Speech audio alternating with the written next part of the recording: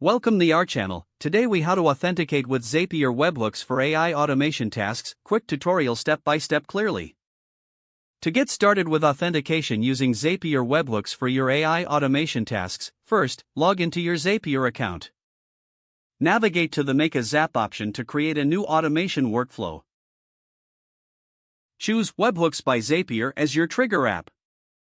Select the Catch Hook event to receive incoming data. Click the Continue button to proceed.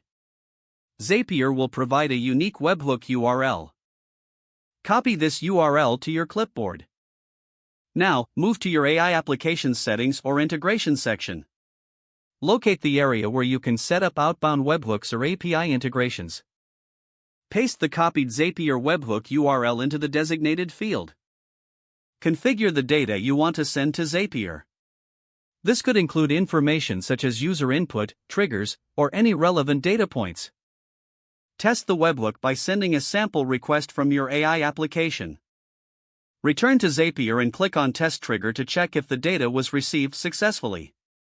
Once you confirm that the data is flowing, you can set up subsequent actions in your Zap.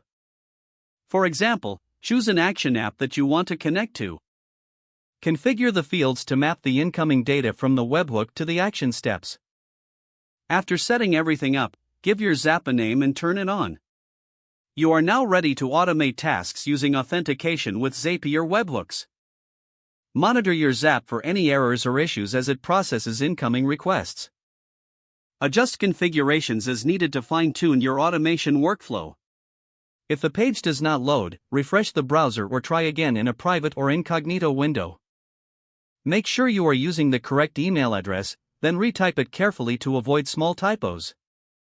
If your password is not accepted, use the reset option and create a new strong password you can remember. Check your spam folder for verification or security emails, then complete any requested confirmation steps. Enable two-factor authentication if available to improve account security and reduce unauthorized access risk. After signing in, review your profile details so your contact information and settings are accurate and current. If you see an error message, note it down and try again after restarting your device and internet connection.